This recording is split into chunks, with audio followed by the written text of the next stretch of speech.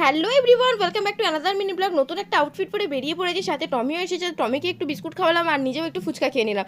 নিয়ে দুই ভাই আর বোনকে নিয়ে বেরিয়ে পড়েছি। আর এদিকে বোনকে নিয়ে আমি চলে গেছিলাম একটু ফুল আর ফল কেনার জন্য। তো ফুল ফল কিনে নিয়ে আমি হাত ধুয়ে চলে গেছিলাম মন্দিরের ওপরে। এসে দেখলাম পুজো কিন্তু শুরু হয়ে গেছিলো।